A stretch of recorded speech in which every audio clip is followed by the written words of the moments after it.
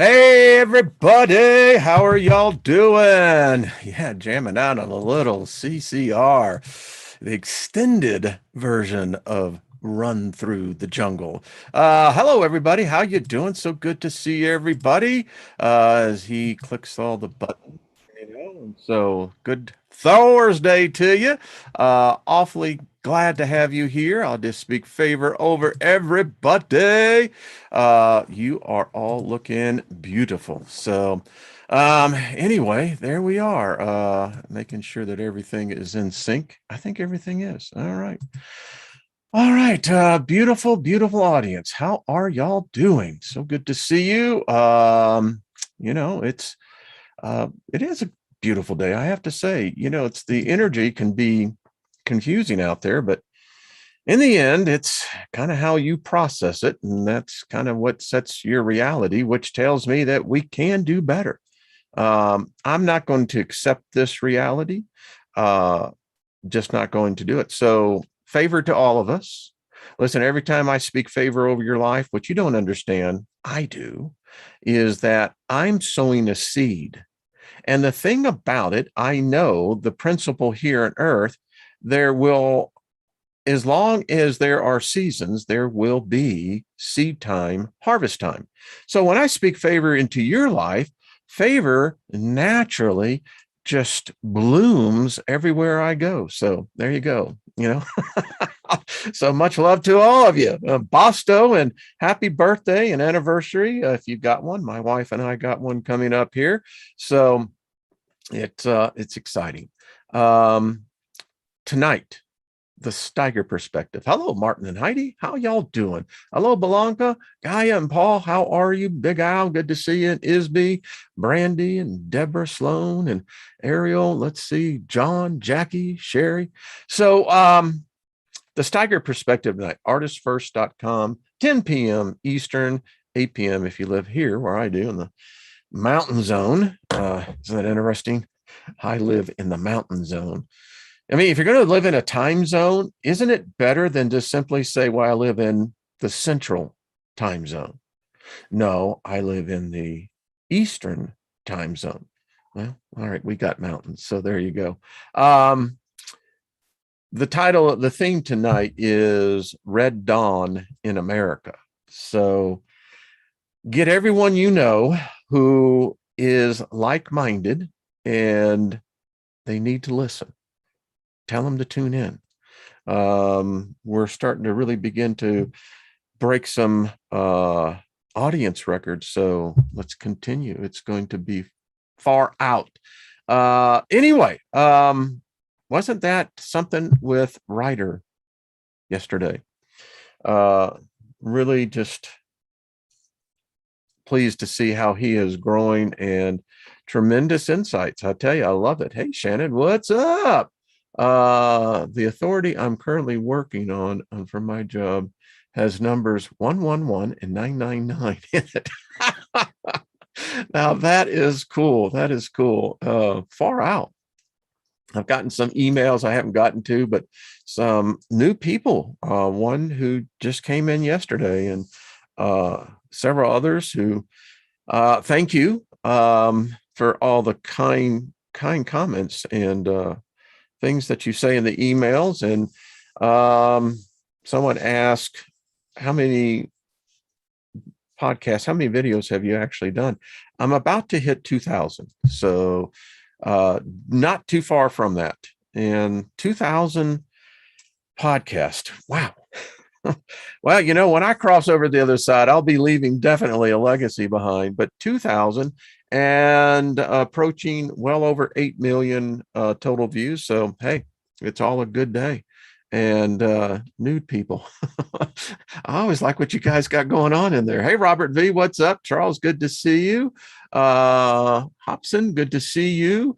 Miriam, hello, Scotty boy. What's up? I don't know if I saw David Barry. He may have his children. Marissa, hello. Good to see you. Michelle, good to see you. What else? Loretta, let's see. Danny, what's up? Deborah Sloan, hello. So Master of the Dark Side. Oh, I like that. Go. Good to see you as well. Truth Seeker, what's happening, Julie? Oh, Gaia, I tell you what, thank y'all. I mean, I learn as much from y'all as, apparently y'all learn from me. And there you go. That's at y'all, growing up in Texas, you just, the lingo just, it sticks with you.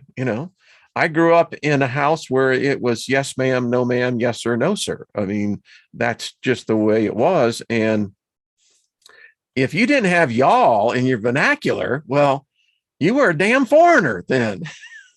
So anyway, what can I say? What can I say? Yeah, hit the like button. Love that, man. Hit it. Come on. Give me some zap. Cosmic Gypsy, I saw you with WSO. Yeah, boy. Thank you. Yeah. Steve Olson. Yeah.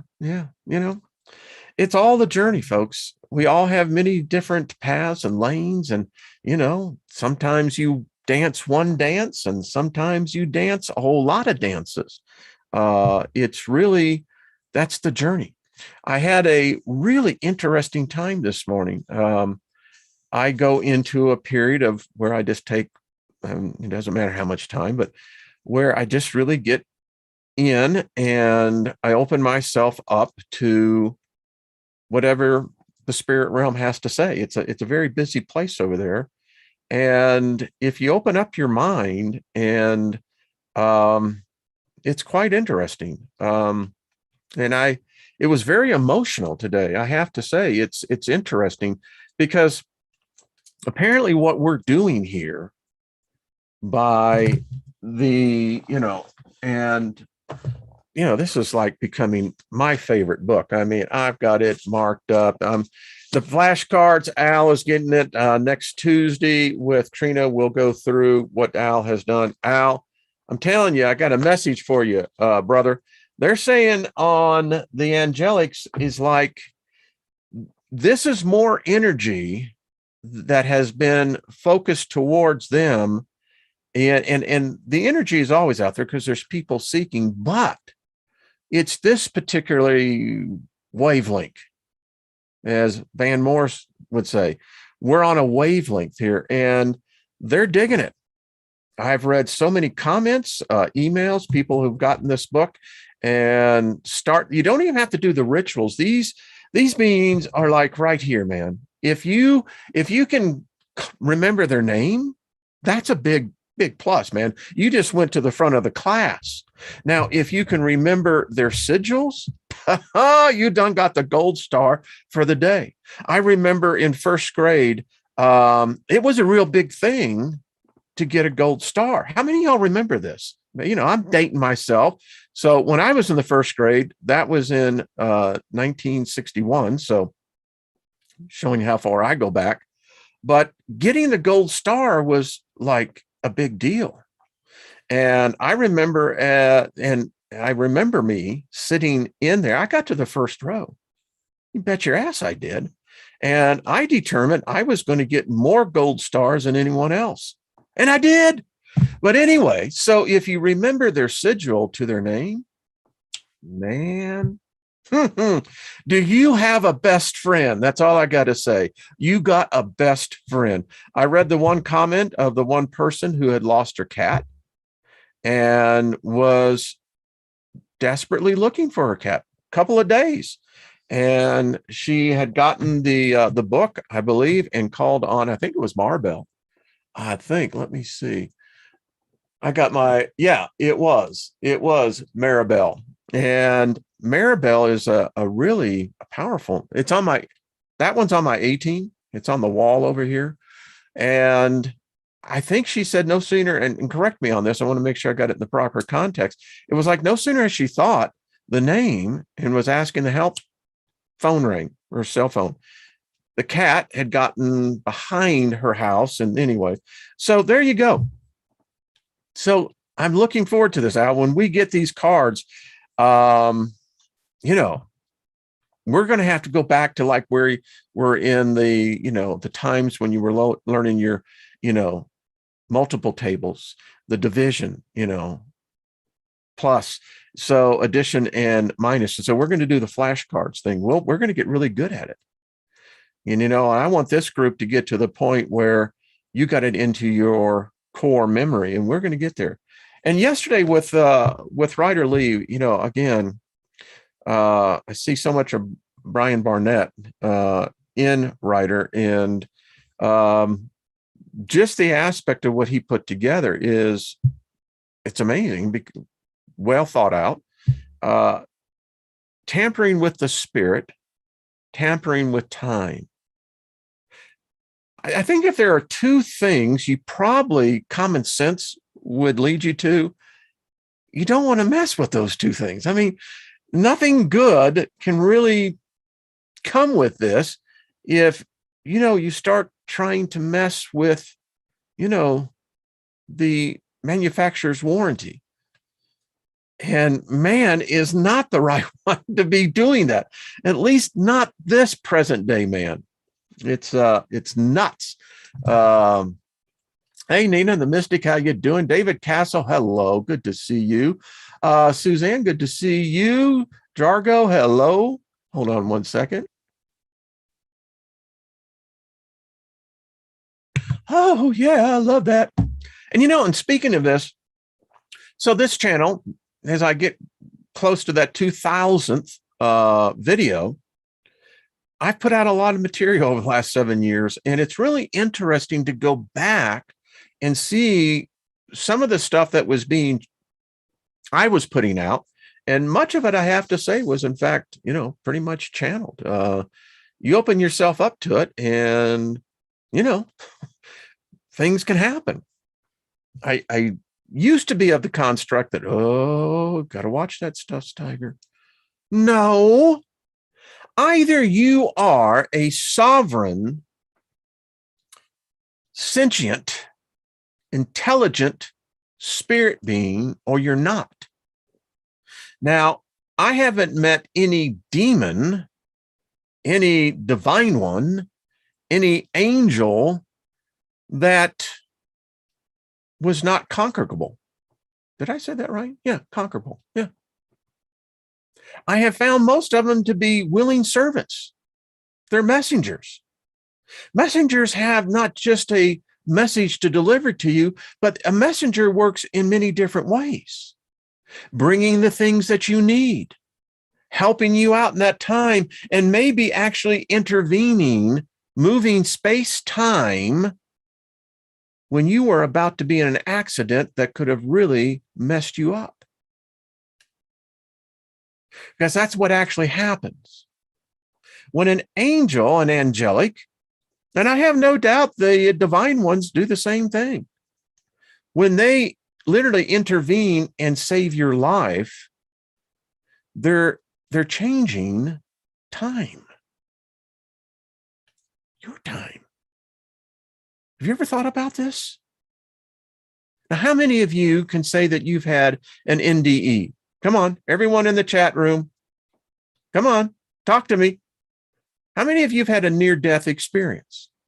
And if you survived it, it is most likely because something of another nature intervened. Now, think about this. This is what they were telling me. These beings have the ability to change space-time. Thank you, Nina. Yeah. And so when you've experienced a near-death experience and survived it, when you get to the other side, you can see your Akashic record. You're going to find out which particular spirit being intervened. And my whole point to this, that's why I'm driving the point home, because it's miraculous that they can change time. They can change, because think about it. If they hadn't intervened, you'd been dead. Your timeline just stopped in this physical realm.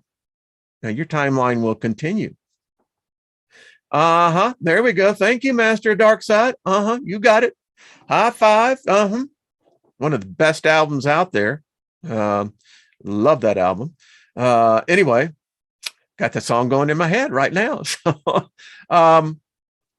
But the point is, it's something that you don't see taught about, but it should be. So I'm doing it. This is why you should believe in these beings. I mean, it doesn't matter whether you believe them or not, they're there.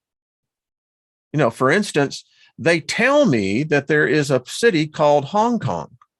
They tell me that nearly 30 million people plus live there. I've never seen it, never experienced it.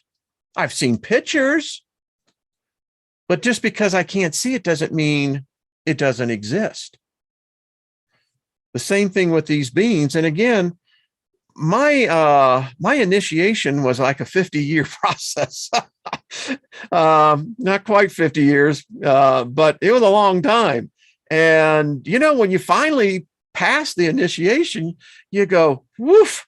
And then the reality is, as you turn the corner, you go, oh, crap. You know, it's like, well, I thought I really knew something. Welcome to the world of the real. Isn't that what Morpheus told Neo? Yes. And what does your inner self image really look like? I know what mine looks like. I can describe it to you perfectly. And that's what I'll look like on the other side. I'll have that ability because I will have the ability to manifest. And it was really interesting today because in my session with the spirits, my dad visited me. It was great. And when you begin to really connect, I like how Ryder put it again, you know, and used the term many times, that, as I say, the original consciousness. That's how I see the God within. You know, you should graduate above God. God is limited in its construct, in its complete foundation. But when you expand that beyond that to what consciousness is, it gets really groovy. I mean, it does. And consciousness will speak to you. Consciousness to consciousness. And yes, they do speak telepathically. All of you know the difference between what your inner voice sounds like and what an outer voice sounds like coming in. That's what it is. So, yeah, there you go. And it's far out when you think about it. This whole thing, when they were teaching me, it's interesting because what they showed me was, how do I say it? If you were to look down in this dimension, this current thing that we call reality, it's really fluidic. That's a great word. It is. It's fluidic. And because the fluids are the elements that combine in the chemical reaction, the psychic action, the etheric action that manifests as this, you know, and it's density, it's material. And within this thing, because is this thing conscious? No, it has no idea where it's at. Doesn't know what dimension it is. But I do know this, its purpose is this: it knows to write until it runs out of energy or ink. So the manifestation is that we're so limited by what we call scientific logic. But today we can see scientific logic no longer applies. So there's obviously a new alchemy that's trying to be introduced. Not actually sure what that new alchemy is because it's very foreign. You know, it's like we've traveled to Never Never Land. And it's weird, very weird. As I will say tonight, I've taken many trips on many occasions, whether it was LSD, peyote, mescaline, yeah, quite a bit. And none of them is as weird as this trip is right now. This is a strange trip. I knew I would come down off the hallucinogenics, knew it, but I'm trying to figure out exactly when do we come off of this, whatever this is. So anyway, there we go. Hey, Danielle, good to see you. All right. So I talked about when we were dealing with angels, and we're going to get into some pretty good stuff here. So this was what we were learning from what Lilith was teaching us. And I thought it interesting because, we found out and through also the Solomon system, that's what I'm going to say. It's interesting because we know that the angels rule the seven heavens. So it's interesting because that implies that there's just not one heaven. Now it gets really complicated because in most of the eschatology, the theology of today is that they subdivide and they all have their own heaven. So maybe, in fact, there is some validity to this. So we know that there are a throne of angels. It's interesting that if you follow this line of thinking, there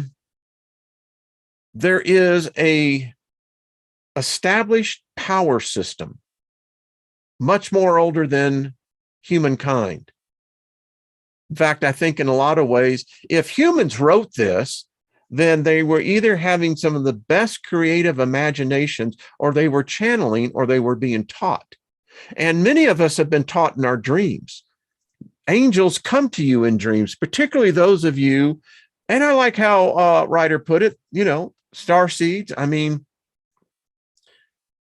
I think that the angels have always visited us to a degree, but it seems these days there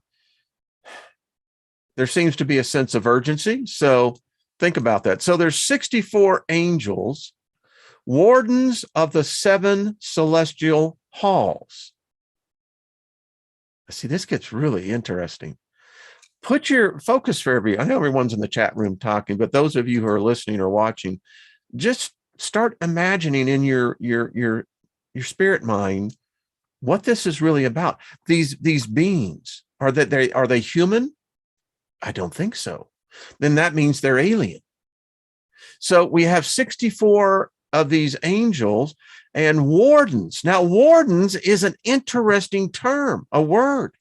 It means to supervise over, to guard over. The seven celestial halls. Now, my mind can run wild on that one. One of these halls, I see it right now. It's like being in another universe. And it's beyond our comprehension. Then you have governing angels of the 12 months. And they're also known as spirits, messengers, intelligences of the seven planets. Angelic governors of the zodiac. Now, I don't doubt any of this. The thing that I found so interesting about the Liber Lilith is how Lilith showed that creation is beyond what we think. There is no empty space. You see, the Creator is not wasteful. It does not create voids. In fact, if you want to get into philosophy, read Philo. It's one of the things that Philo brought out, I thought, very well, that man, because he cannot see, man is blind. And there is a certain logic to this and truthfulness to us. We only see a very narrow part of the light spectrum, which means we are technically blind. We can't see the spirit realm. We should be able to. As our telescopes have shown us, what we see as into the universe, the galaxy, is not what really is there. If you could see all the light spectrums, it would blow you away. And we have Chandra, Hubble, we can now see these in different wavelengths. So man is basically blind, and you can see why we probably need messengers, angels, spirits to help guide us until we can begin to see with our true eyes. Our true eyes are the ones that we see when we dream. Right as you're falling asleep is when your true eyes begin to see. It's just my theory of why we have rapid eye movement. It's just me. So you have archangels and angels of the 7 days of the week, angelic governors of the 7 planets, angelic governors of the hours of day and night. Now, what I love about Nathan's work, and I've left his link down there, and you really should, when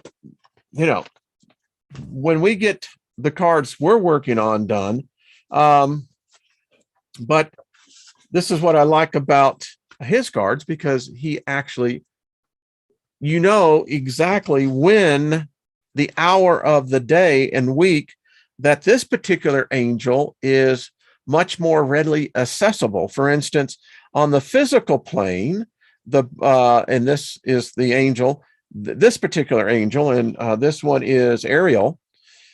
Really dig Ariel.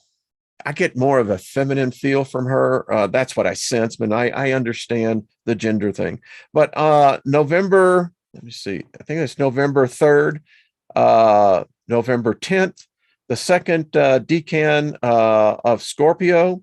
It tells as well on an emotional level, this angel is very accessible in the February 23rd, May 6th, July 20th, October 3rd, December 14th. And again, it has the Psalms. Talk to Al, and I suggested that we use the amplified version of the Book of Psalms. And after he looked at the myriad plethora of different translations, versions, etc. Yeah. So anyway, so we continue. This is such cool stuff. So 72 angels bearing the name of God. Now, the thing about Nathan's work, you've seen the poster that he sent. The canvas is beautiful. It's going to be put in its appropriate place, the 72 names of God as well.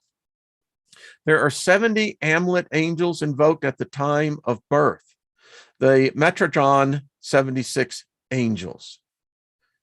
And it appears that all of us are assigned angels. They're waiting. Remember, if you look at the number of potential angelic and divine ones just in the mythos and the religions and the books, you were talking about over 100 trillion. So if you got 100 trillion of these beings and you only have 8 billion of us, and that's just been recently, you can imagine the long line waiting to be of service to every human that's born. The sad thing is, and I think even the angels mourn on this, is that most humans ignore them. Never put them to work. Never allow them to do what they were really created to do, apparently. They never get to know them. Most of them have a quasi, maybe, but then maybe not. Because we're rational people. Sure we are. So you got the great archons. You've got the chief angel, prince of the altitudes. You have 28 angels ruling in the 28 mansions of the moon, the archangels of the Sephiroth. And I often think, okay, 28 angels. I'd like to meet these folks. Really. I think I would have an engaging conversation with them. I think they would really dig it back.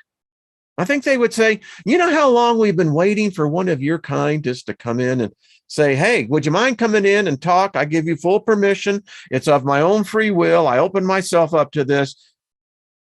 You know what they go? Far out.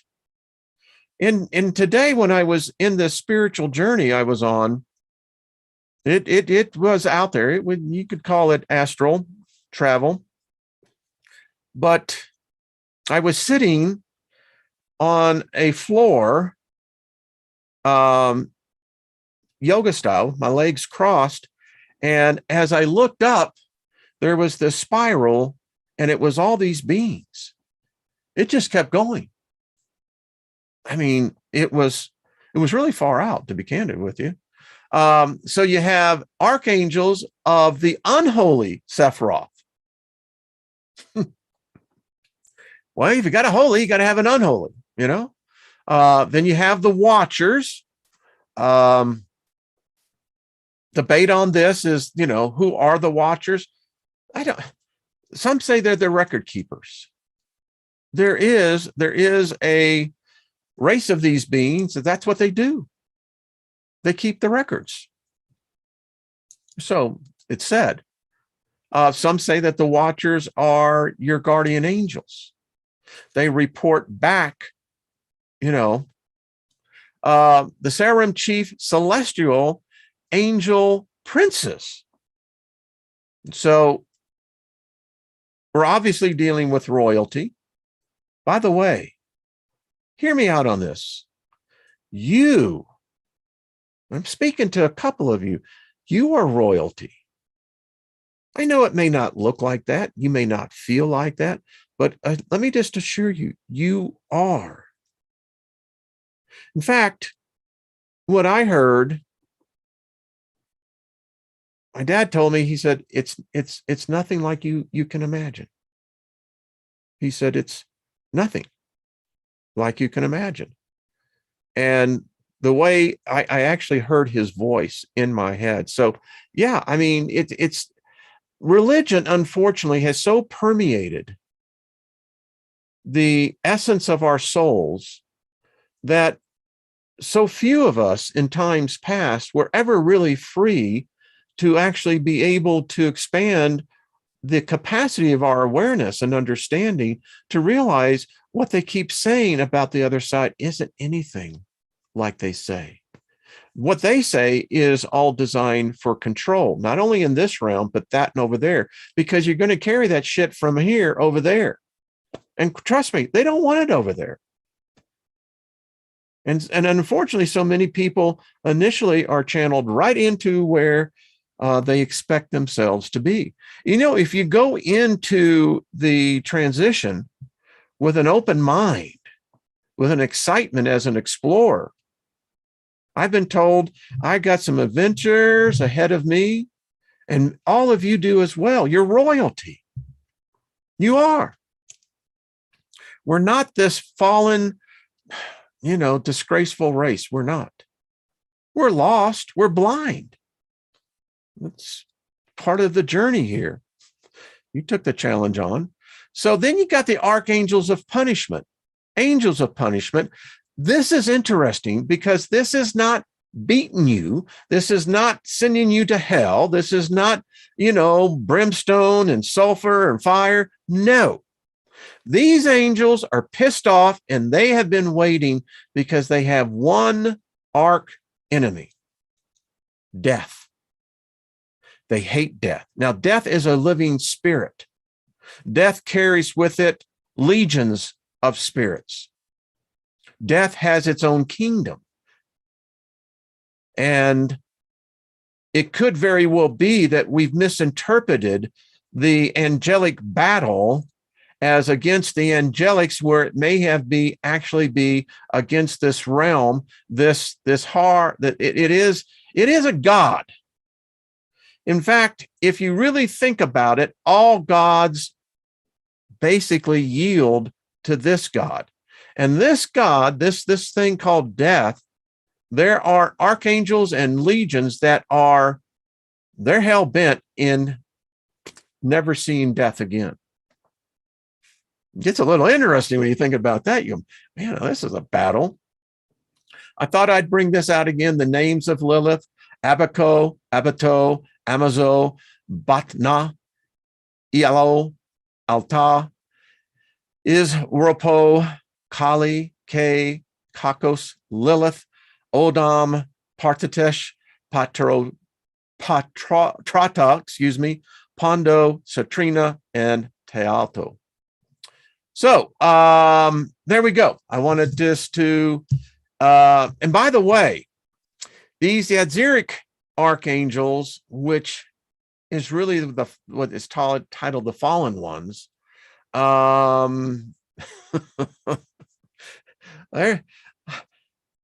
many of you, if you've studied Solomon's chief demons, the arch demons, you know, there's some whacked out angels over there. I mean, yeah. And folks, they gone places that even the sickest mind of humanity has never gone to. In fact, I can tell you, you really don't even want to go there. I mean, it's a neighborhood that you just know you don't want to go into. You go into it, you can expect trouble because that's what you're going to expect. So anyway, got other things I wanted to get into. But anyway, this was a study I did. I think I did this about, I don't know, a couple of 3 years, maybe about 2-3 years ago. So interesting structure. What I like about what Damon Brand did in the, this council of magicians that came up with this, it's quite interesting how it changes the perception of something that would be initially potentially very harmful. I mean, who would want to mess with a supermind that is corrupted beyond what any definition of corrupted would be? I mean, they're just bad MFs. That's all I can tell you. And, those are the ones you really, I just don't see any logical reason why someone would engage, but apparently some do. I'm not sure that I would, but I like these cats. These are cool beings. I mean, they're lovable. They're respectful. They are very honorable. I have not seen anything that would suggest otherwise. And, they may live in a different neighborhood than I do, it's fine. But they're damn sociable, friendly. So anyway, what about Lost in Space? How you doing, my friend? Boy, I'll tell you what, you just always bring a smile to my face when I hear that. An angel can turn into a demon if you cross them. Brian, yeah. I mean, our whole perception has been, and I'll just be candid with you, it's come out of a Judaic, Islamic, Christian perspective. And the problem is that most of the writings, most of the teachings are all predicated upon that foundation. Hey, the 72 names of God are predicated within the Kabbalah. Now, it took me a while, and I was kind of shocked, but there is a sect of Christian mystics. Christianity has its own Kabbalism, as does Islam. And I found it odd that because in each one of the branches of this Abrahamic belief system, if you study it, and I have, if you have, for instance, in Christianity, we're going to get into a book here in a second. Wow, time is going by. You have a set perception that's taught. The angels sit around the throne of God, worship him 24/7. Well, they can't do that because that would imply it's earth time. There is no such thing as 24/7. But if we were to take in the context of all the time, okay, that means all of time. I don't believe that either. How could a being take all of time? But anyway, if you go with that direction, then, you've got these beings and they are freaking powerful. They say if you see Gabriel, you're dead, which would imply that Gabriel is associated with the angel of death. Ooh, now that would be a discussion. But anyway, I digress. So you have this mental structure, but yet if you get into the mystic side of even Christianity, Judaism, Islam, you find out there's a whole different set of either beings or a whole different set of reality. You choose. And then again, you look at Hindus, predate all of these religions by thousands of years, and I do believe that they have an accurate representation of what it is. Tens of millions of spirits. They're right. What's up, Isby?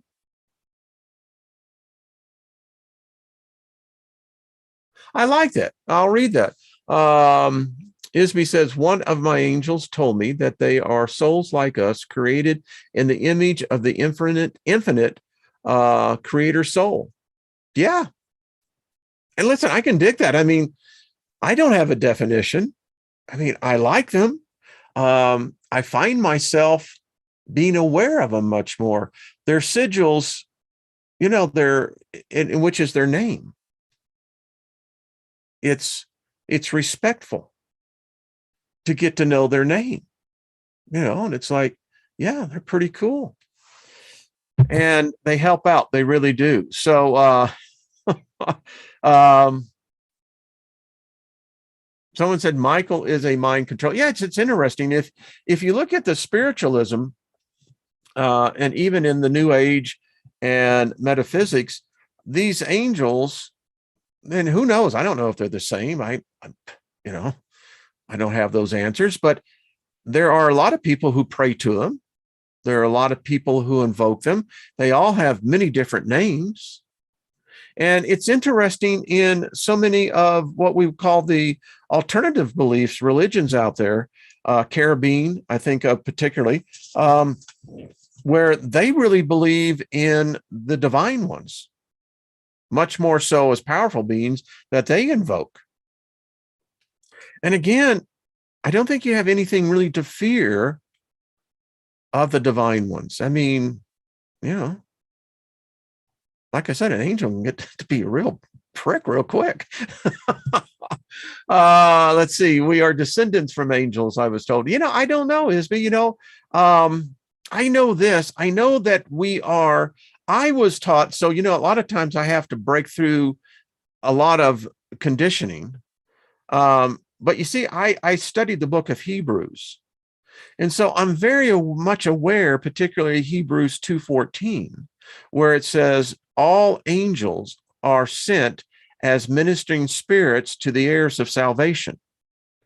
And throughout that whole context, which Hebrews is more Kabbalistic than it is anything else, than what I would call straight Judaism.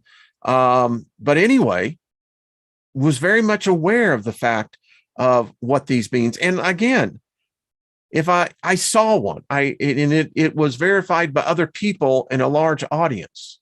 They saw it too. Not everyone in the audience did. But when you get, 1,000 people in an audience and they saw, you have individuals from all over who saw the same thing. So what was that? You could say, well, was that potentially a mass hypnosis? No, because not everyone saw it.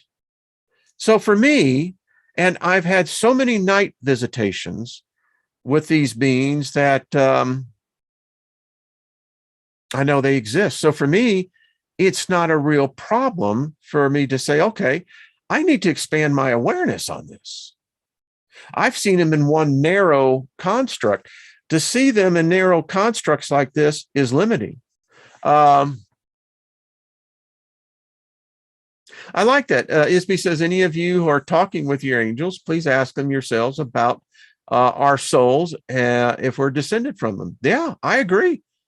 It's the best way to engage in a good conversation. They're intelligent beings. And believe it or not, when you die, and you're going to lay this body down, you're going to be speaking telepathically because your spirit doesn't push air through your vocal cords.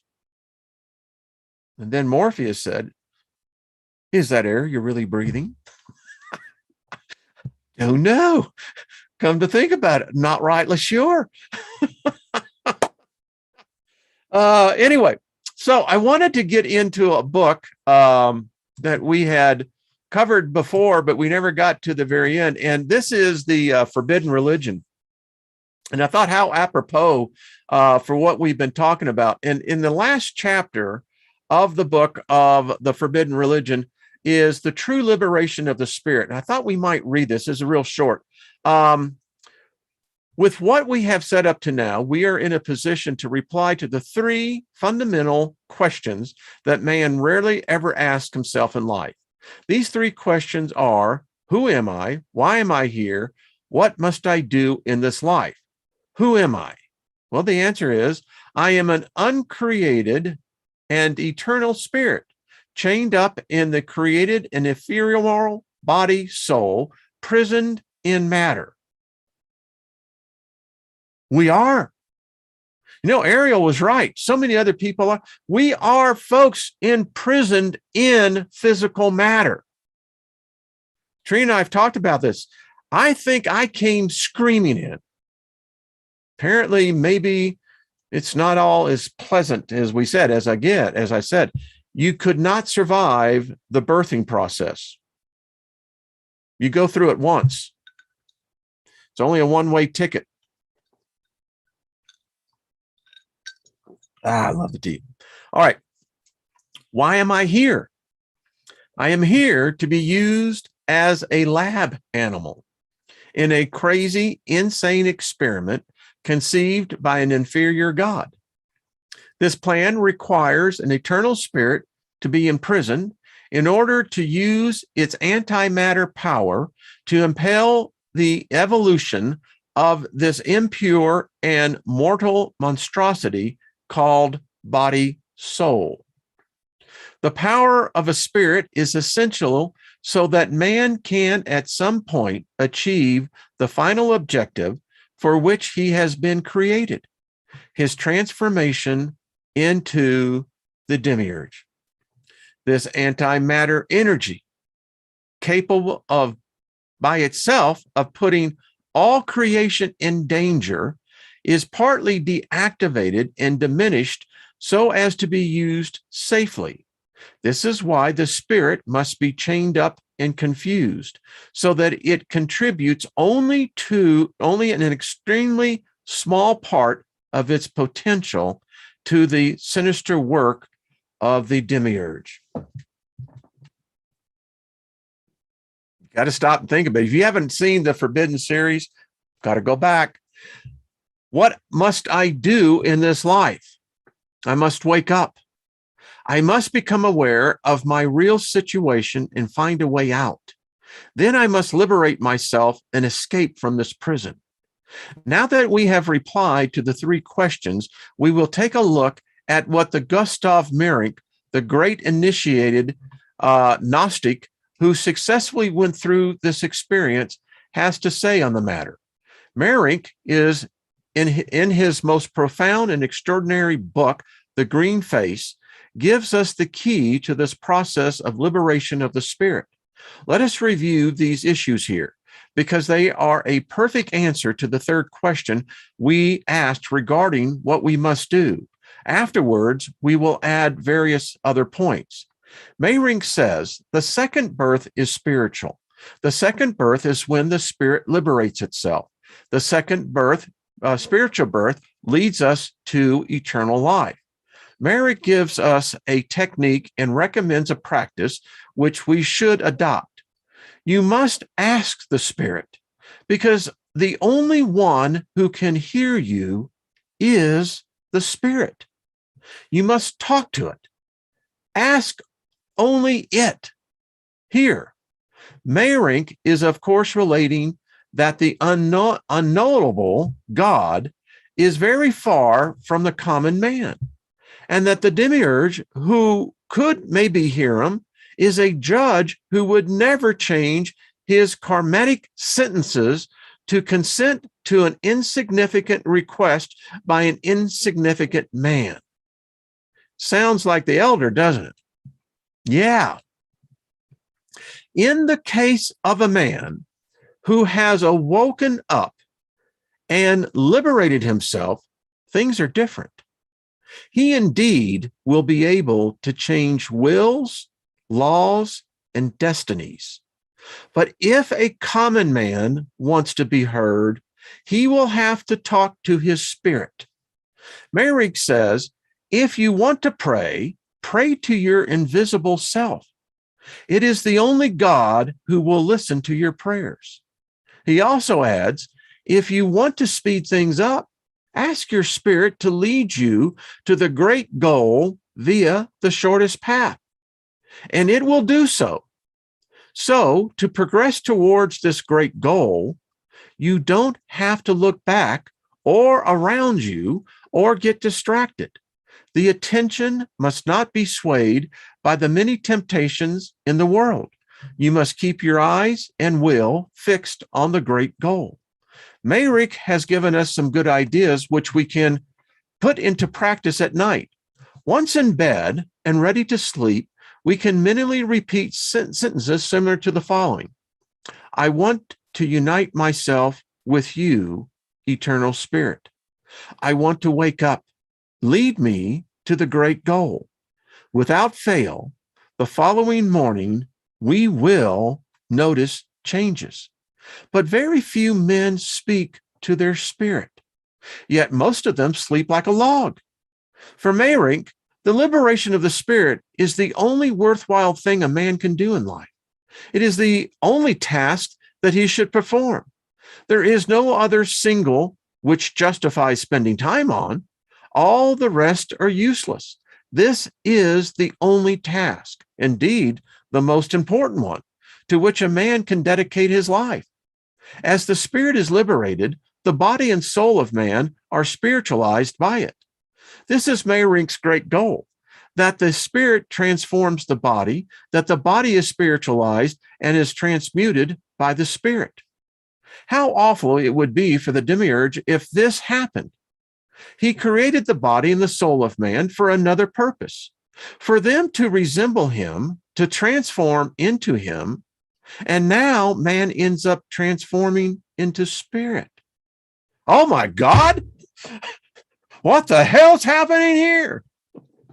It's a damn revolution, I'm telling you. Anyway, not only has the prisoner freed himself, but furthermore, he is taking possession of a piece of the demiurge's work. The demiurge created man so that he would evolve until he is transformed into a manifestation channeled of himself, his creator. And suddenly man is transforming into the manifestation instrument of the spirit. The liberated spirit is snatching away his most important work and spoiling, his plan. The demiurge created man so that he would admire and adore him.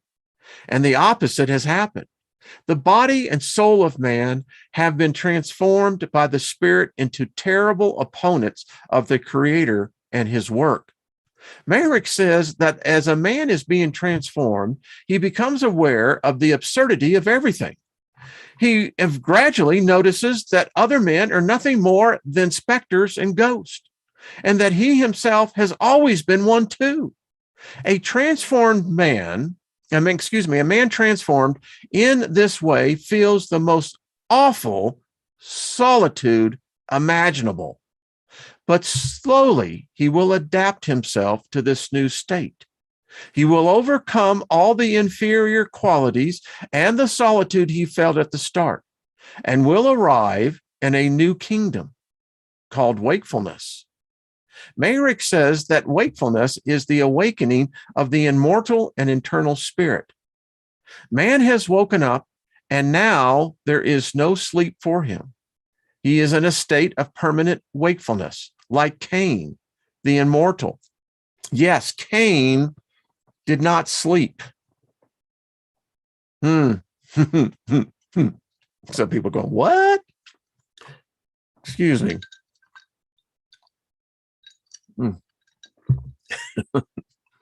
Only the man who has woken up and is spiritualized becomes immortal and eternal. And not even the Parala will be able to destroy him. But all this does not happen on its own. It is only a remote possibility. A supreme effort will have to be made to achieve it. Magick adds that when a spirit is liberated, all creation is liberated a little. When a body and soul are spiritualized and transmuted by the spirit, all creation is spiritualized to some extent. We say that the supreme Gnostic work affects the cosmos. Magick says the following: if one man is profoundly transformed, his work will never die. Whoa, just got something in my head. Wow. He will have opened a hole which will never be closed again. Although the others do not realize it, he will have ripped apart the net which keeps mankind a prisoner. According to Magick, when the spirit takes control, the man thus transformed can live in various dimensions at the same time, since he has altered space and time. You don't think that freaking synchronicities are like amped up here in this group? Yeah. He is king in these worlds. He has made himself a king of all his creation. He can transport himself from one place to another, or he can be in various different places at the same time. Such is the power of the Spirit. This is where our review of Magick's main Gnostic ideas end. Now we will take a look at the primordial Gnosis, which tells us about this process of liberation of the spirit.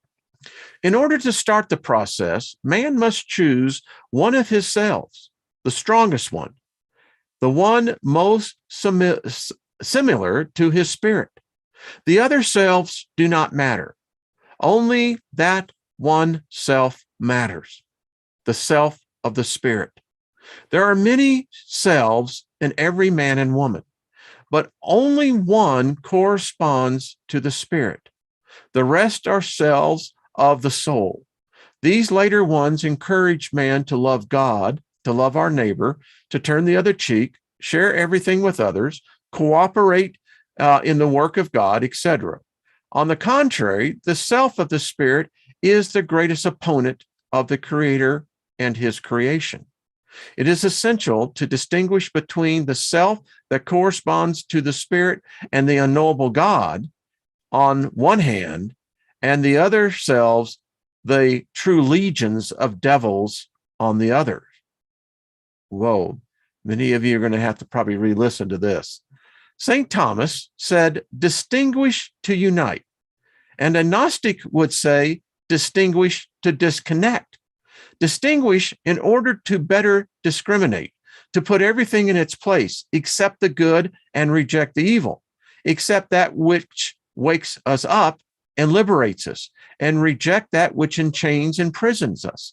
Distinguish to disconnect and separate the two irreconcilable sides engaged in a struggle within man. Distinguish and separate to end the confusion, to put everything where it belongs. If you're in a state of confusion, I've been there. You know, that's the thing that why I feel so liberated. There is no sin. There is no sin. If you can get past that, this is where the journey begins, because you're going to have to get away from the Satan inside of you, the accuser. You see, that's what Satan really is. It's inside all of us, and it's the one who is accusing you. It's you. But take it for the nugget it is. The spirit in man represents the unknowable God. The body and soul of man represents the Creator God, small c. This is what we must distinguish between the good and the evil within man. We have already said that man has two paths ahead of him and must choose one of them. The path of the spirit or the path of the soul. Enlarge the self or renounce it. Be a reflection of the unknowable God or of the demiurge. Whoever chooses the path of the soul will be dissolved into the demiurge. Whoever chooses the path of the spirit will have to face the demiurge and fight him face to face. I'm pausing here because if you're not prepared, you need to be. The only way to liberate the spirit is to face the demiurge, the creator God, face to face. Yeah. In this final battle, the demiurge will be the great solvent force, also called the Kundalini. The demiurge in man. If the warrior fails, there will be no second chance in the Manvantara. Tatara. His self will probably be disintegrated into 1,000 pieces. The warrior will die or go crazy. There are many such cases in mental hospitals, warriors beaten by the Kundalini force of the demiurge. In the best cases, he will be converted into a permanent worshiper of the Creator or a master of the White Lodge. On the other hand, if the self of the spirit is strong enough, it will be able to defeat the demiurge Kundalini and liberate the spirit forever. The warrior will lose consciousness for a short time and will resurrect later as spirit. Furthermore, the warrior will be able to seize the Kundalini force and use it against the demiurge himself. There also have been cases in which the warrior has been so imbued with spiritual power that the demiurge Kundalini refuses, as a coward it really is, to fight against him. And the warrior, by various means, makes him appear and fight. In this final battle, so essential and definitive, the warrior could lose everything during that Van trial, or win everything for all eternity. Which warrior would not be anxious about getting involved in this battle? I'll go a little bit more. If the warrior is successful, if he manages to build a bridge to the spirit and liberate it from its prison in matter, attaining true salvation, two paths appear in front of him. Again, he has defeated the demiurge. He has caused an upheaval in the whole universe, and he again finds himself in possession of the inherent powers of the spirit, infinitely superior to those of the Creator God. But he will once again have to choose two possibilities. One of these paths is to return to the kingdom of the unknowable God from which he came and never return to the hell of the demiurge. In that case, he will go back to what he was before his imprisonment in matter. The other path, which most of the liberated spirits opt for, is to stay in this world to fight for liberation of the other captive spirits. Therefore, the successful warrior either abandons his body and soul forever and returns to the world from which he came, or decides to stay here and carry on the fight for the liberation of the prisoners of the demiurge.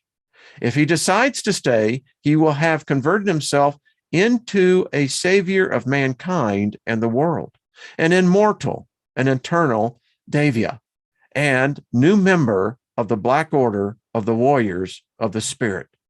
When a liberated spirit chooses to stay in the hell of the demiurge to continue the fight until the last of the enchained spirits have been liberated, he will have to use his body and soul as instruments. But his old body and soul, created by the demiurge, are not suitable to contain a spirit which has broken out of the chains and regained its powers. They would immediately be disintegrated. First, the spirit will have to transform his body and soul. Originally impure, made from mortal dramatic matter, the body and soul will be transmuted into divine and eternal matter by the spirit, the indestructible Vajra. The mud and breath of the demiurge will thus become pure and glorious. Isn't it odd we never question, why did God make us out of mud?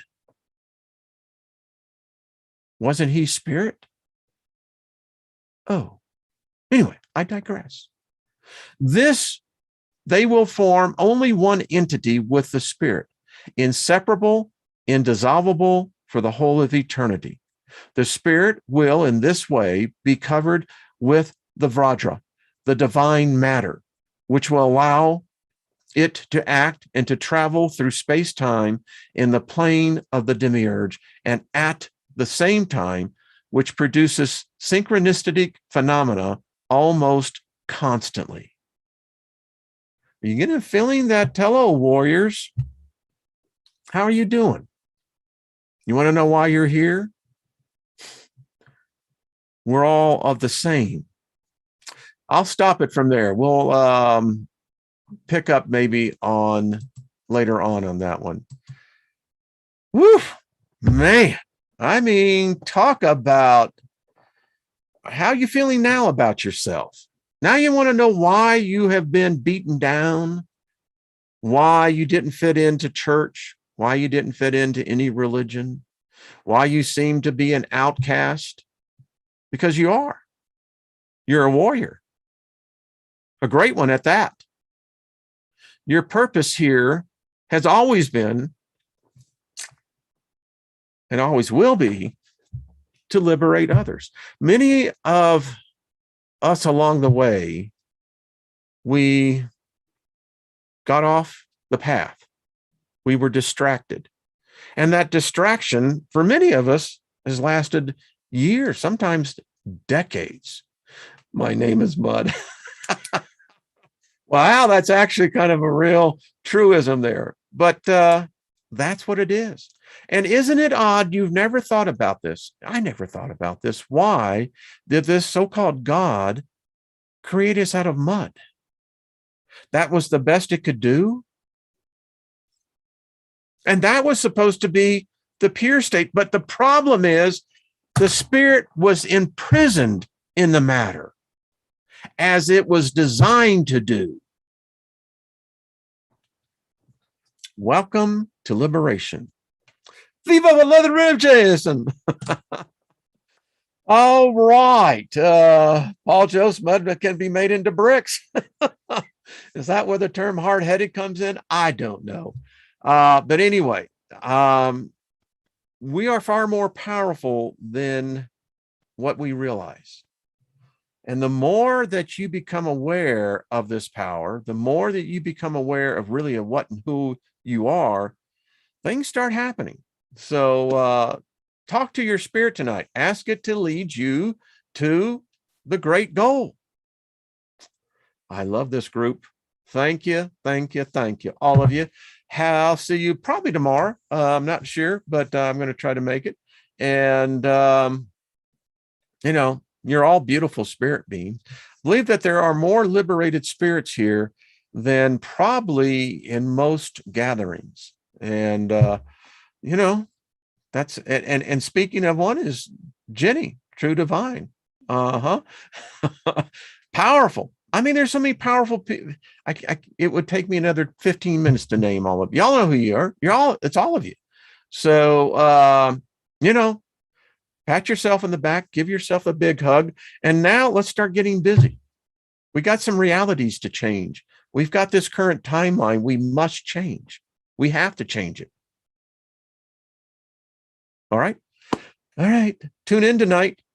artistfirst.com, 10 p.m. You're going to like it. All right. Much love, Emmy. Hey, Caesar Q. Good to see you, Jack Dreamin', everyone.